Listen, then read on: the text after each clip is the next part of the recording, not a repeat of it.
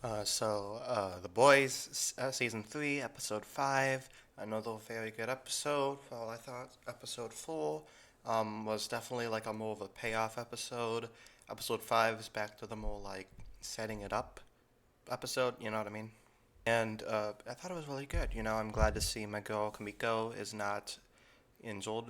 She might be able to talk again.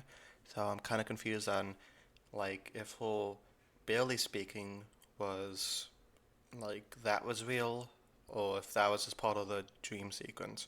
By the way, I loved that dream sequence. Judy Garland.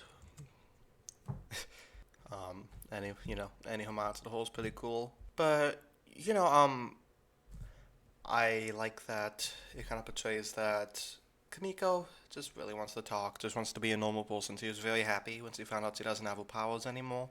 And that's just really nice for her.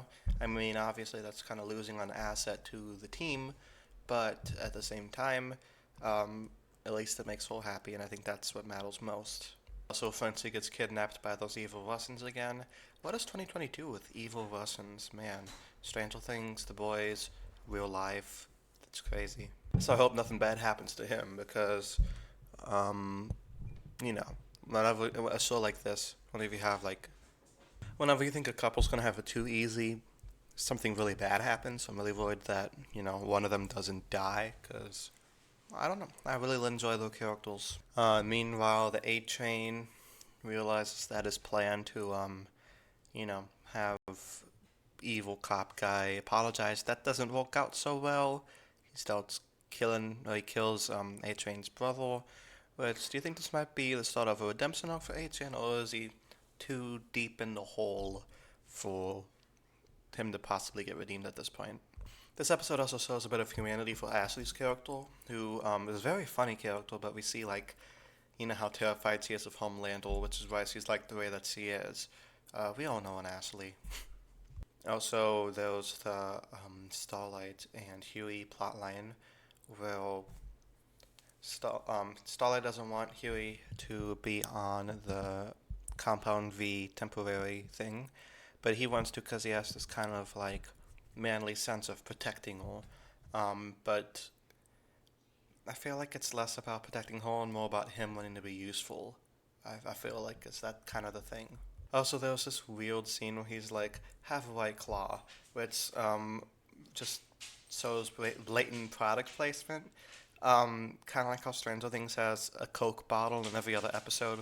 Also, Homelander surrounding himself with a bunch of yes men, which makes me think that it's gonna get to him in a way because he realizes that nobody actually likes him. As Maeve said, they're just afraid of him, and I feel like he longs for somebody to actually like him. So I think it's just gonna crack more and more as the days turn. There's also a little nice parallel with Maeve telling Homelander how she always hated him, and the lady in the red costume telling Soldier Boy how she always hated him. A little nice parallel there. Um, the lady in red gets killed. Hope that doesn't happen to Maeve. He just kind of. What does he exactly do though? He just pushes her? I don't know. It's a really fast scene. I missed it. But I hope Maeve is okay. Um, her and Bitchel seem to be getting it on. Which is a duo that I never really thought of that way, but honestly it might work because they're both kind of jaded. So yeah, this episode ends with quite a few cliffhangers. Hope Frenchie's okay, hope Maeve is okay, and will Huey being on this temporary V ruin his relationship with the Starlight? Hopefully not. Hopefully he comes to his senses about that because I'm kind of Team Starlight on this because he wasn't exactly open with his communication with her about it. Also, I hate Marvin's ex-wife's new husband. I hate that guy. He's just a. I know he doesn't know that he's being annoying, but he just is. I don't know. Obviously, he's has good intentions, but he kind of overstepped because it's not his daughter, it's Marvin's daughter. All in all, I thought it was a pretty solid episode. Like I said, it wasn't exactly a huge episode like last time. It was more of like building tension episode, which I also enjoy. I was interested in seeing more of Soldier Boy. And yeah, I know I'm one of the five. I know I'm one of the two people on the planet who haven't seen Supernatural, so Jensen Ackles, whatever his name is, being part of the cast means nothing to me.